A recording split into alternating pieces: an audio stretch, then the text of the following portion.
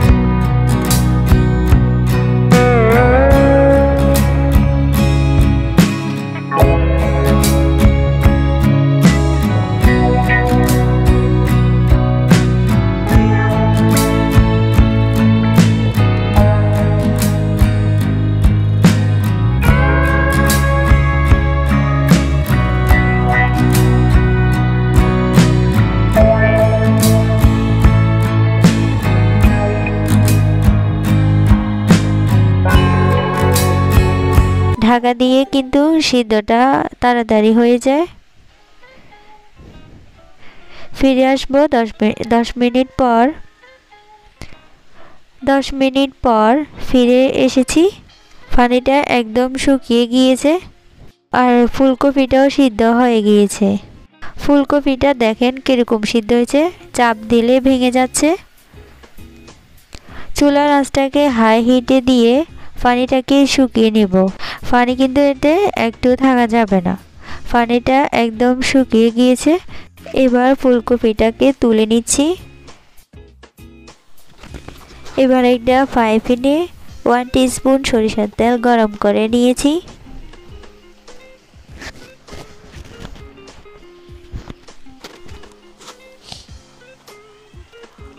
এবং শুকনো মরিচ 4টা বোটা সহ একটু ভেজে নিব।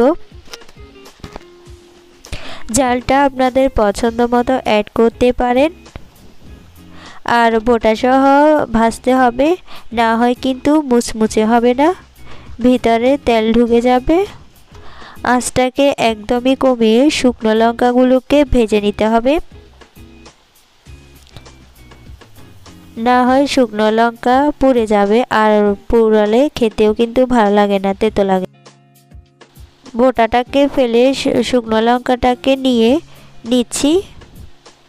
একটু লবণ দিয়ে এটাকে চটকে নিচ্ছি।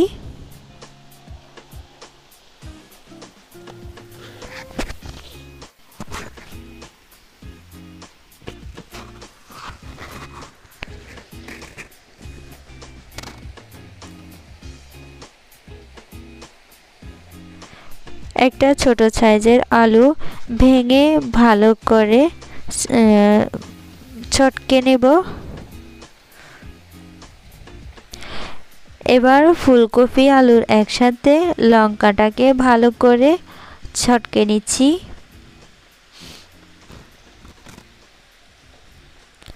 ভালো করে চটকে চটকে মাখিয়ে নিচ্ছি।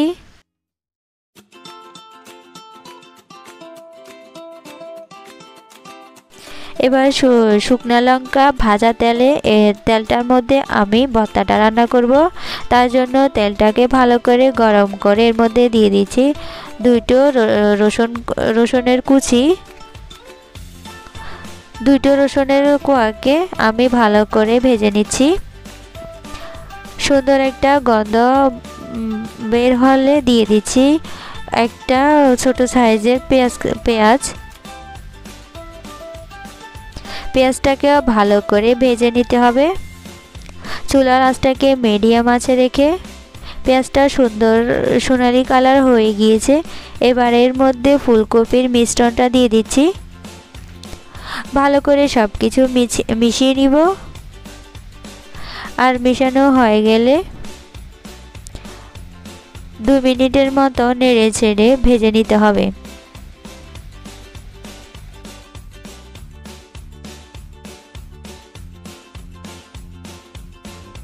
আর সবার শেষে দিয়ে দেব 1 টেবিল স্পুনের মতন ধনেপাতা কুচি। ধনেপাতাটা দেওয়ার জন্য এর মধ্যে এক্সট্রা একটা ফ্লেভার অ্যাড হয় আর সেটা খেতে খুবই ভালো লাগে।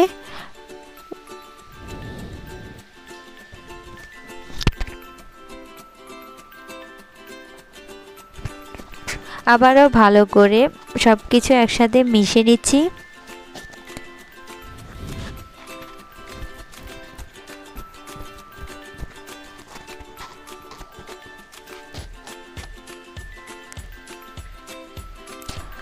বাস তৈরি হয়ে গেল আমাদের ফুলকপির ভর্তা। এবার এটাকে গরম গরম ভাতের সাথে পরিবেশন করব। তো দেখলেন এটা কত সহজে তৈরি হয়ে যায়। আশা করছি ভিডিওটা সবার কাছে ভালো লেগেছে। ভালো লাগলে একটা লাইক করবেন আর চ্যানেলটাকে সাবস্ক্রাইব করবেন। ভালো থাকবেন, সুস্থ থাকবেন। আবারও হাজির হব নতুন কোনো রেসিপি নিয়ে। আজ এই পর্যন্ত। আল্লাহ হাফেজ।